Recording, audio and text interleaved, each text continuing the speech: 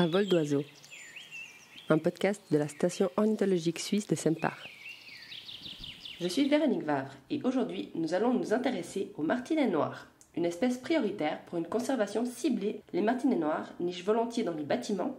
Mieux comprendre leurs besoins, c'est aussi mieux pouvoir les protéger. À mes côtés se trouve Bertrand Posse, collaborateur scientifique de l'antenne valaisanne qui s'occupe justement de mettre en place des mesures pour protéger cette espèce au quotidien. Pour commencer cet entretien, j'aurais aimé qu'on parle un peu de la distinction entre les deux groupes d'oiseaux que sont les hirondelles et les martinets. On a souvent tendance à confondre les deux groupes, notamment dû à leur comportement en vol et à un aspect général qui peuvent paraître similaires. Est-ce que tu as des astuces à nous donner pour nous aider à les différencier ? Ça n'est pas forcément toujours évident au premier coup d'œil, même si ce sont deux groupes qui n'ont rien à voir entre eux. Ils ne sont même pas parents. C'est deux groupes qui ont décidé, qui ont pu conquérir les airs et qui ont développé un peu les mêmes adaptations. Alors ça veut dire effectivement qu'ils ont un corps fuselé, qu'ils ont des ailes assez longues, typiques des oiseaux vraiment de grands migrateurs. Maintenant, les martinets ont plus une forme de boomerang. Quand on les voit en vol, ils sont très rapides. Leurs battements d'ailes ne sont pas très souples. On a l'impression que ce sont presque des jouets mécaniques, vraiment qui fendent l'air avec des battements d'ailes très amples et très rapides, et des ailes qui sont étroites et arquées. Tandis que les ailes des hirondelles sont plutôt triangulaires, plus larges à la base et pointues. Et elles papillonnent. Les martinets, vraiment, sont des bolides. Quand ils accélèrent, ils sont capables aussi de tournoyer, mais on voit vraiment des ailes fines, arqué, et pour le martinet noir, il est tout sombre. C'est ce qu'on ne retrouve pratiquement pas chez les hirondelles.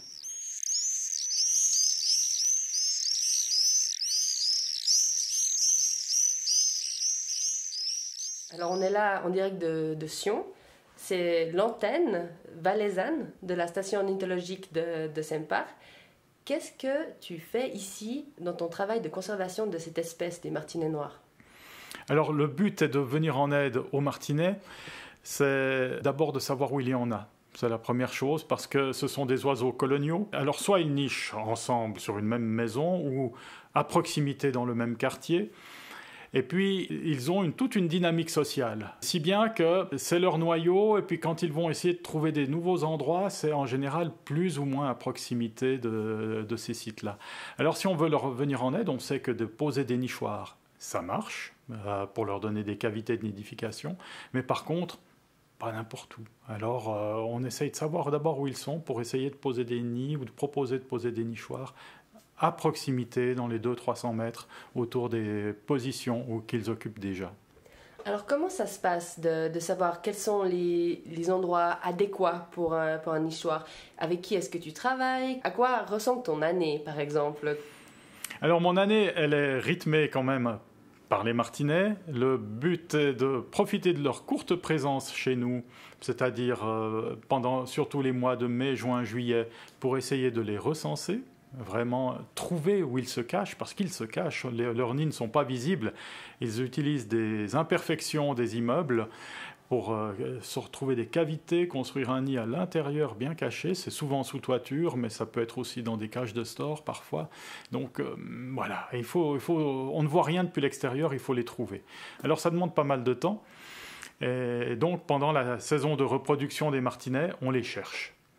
Ensuite, on a une idée plus ou moins bonne de leur répartition, voire de leurs effectifs, et ça nous donne la base pour agir. Après cela, on va voir, comme c'est des oiseaux qui nichent maintenant uniquement sur des bâtiments, eh bien on va voir des propriétaires de bâtiments. Les premiers propriétaires, c'est la commune en général, qui ont le plus de bâtiments.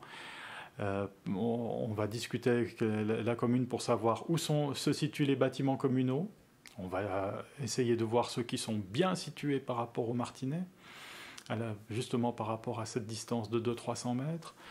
Et puis ceux dont l'architecture correspond aussi à la pose de nichoirs.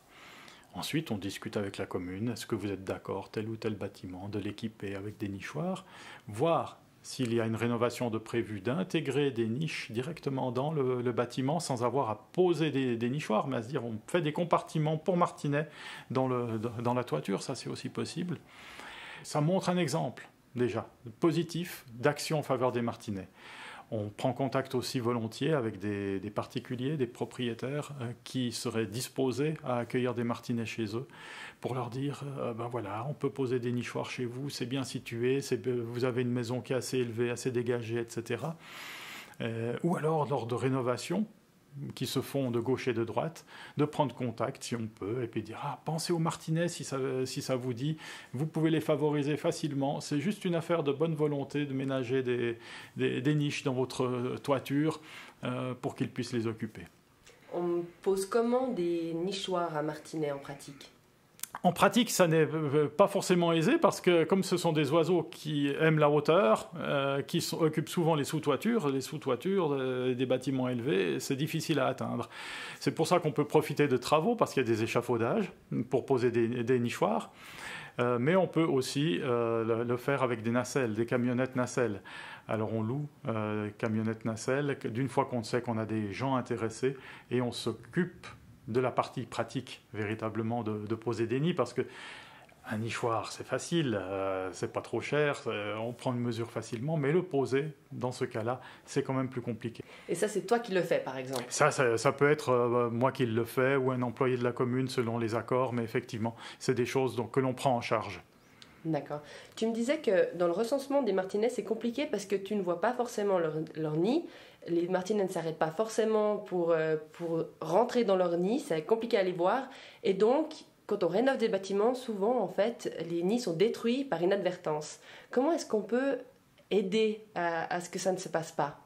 Alors, notre recensement a pour but aussi de définir, trouver les bâtiments qui sont occupés. Et lorsqu'il y a des rénovations de toiture ou même de façade, souvent, en principe, il y a des mises à l'enquête. Donc, en suivant les mises à l'enquête, on peut surveiller et se dire « Ah ben voilà, ici un bâtiment, je sais qu'il y a des martinets, je ne sais pas forcément combien, mais on en a trouvé. Les martinets sont menacés par la rénovation, parce que forcément que les propriétaires ne savent pas qu'il y a des martinets. Alors je prends contact avec eux. Et puis on essaye de trouver une solution. Moi, j'essaie de savoir quand est-ce que les travaux sont prévus. S'ils sont prévus en dehors de la saison de reproduction des martinets, il n'y a pas de gros problème en soi. Après, j'essaye de savoir justement si ces personnes sont d'accord de ménager des niches, parce que si c'est un vieux toit avec perforé, eh bien qu'on rénove, forcément qu'on va essayer de boucher, de le rendre mieux isolé, etc. Mais on peut tout à fait prévoir des petits compartiments à martinets sans qu'il y ait d'impact sur l'esthétique ou sur la fonction même protectrice du toit. Est-ce que tu as l'impression que les gens sont facilement enclins à prendre des mesures de conservation pour les martinets ?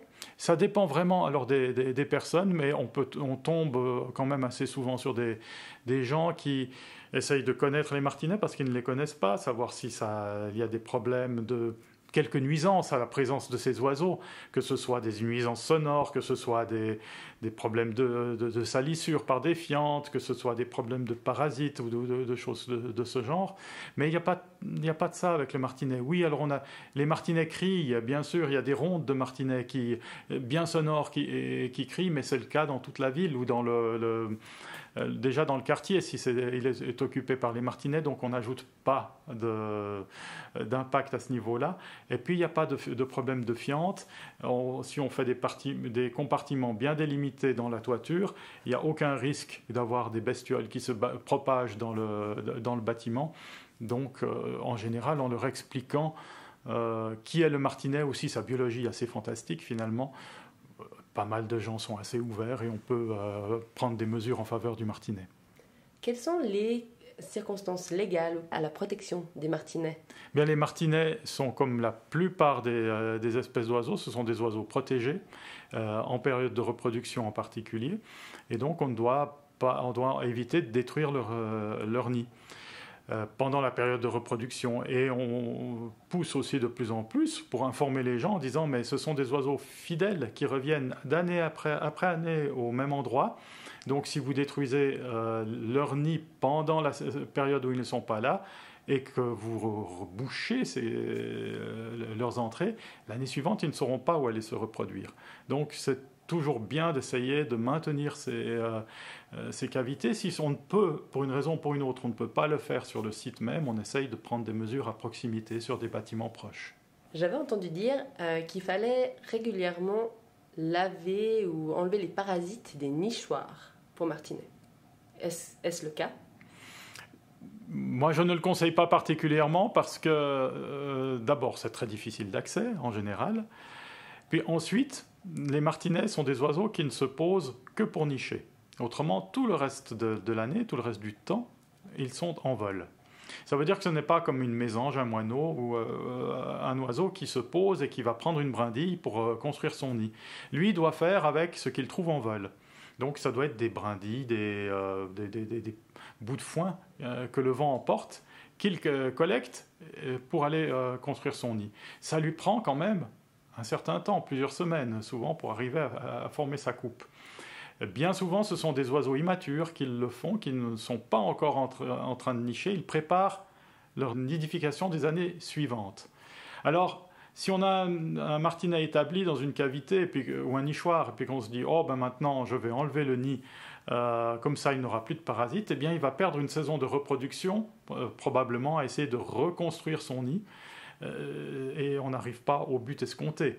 Ces oiseaux sont faits pour vivre avec des parasites, c'est des choses qui se passent couramment en nature. Dans les nichoirs, tout ça est bien confiné.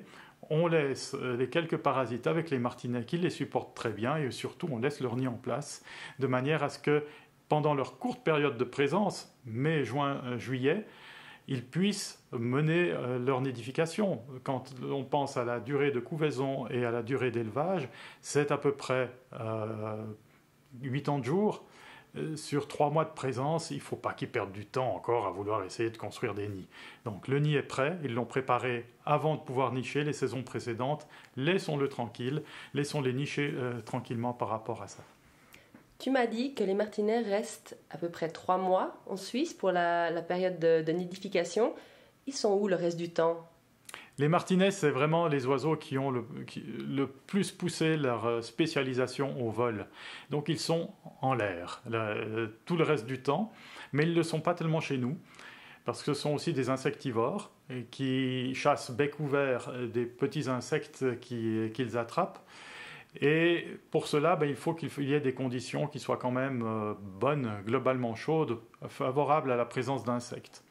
Donc le reste du temps, ils vont partir dans des régions plus chaudes et ils passent la plus grande partie de leur temps en Afrique, dans les régions équatoriales, intertropicales.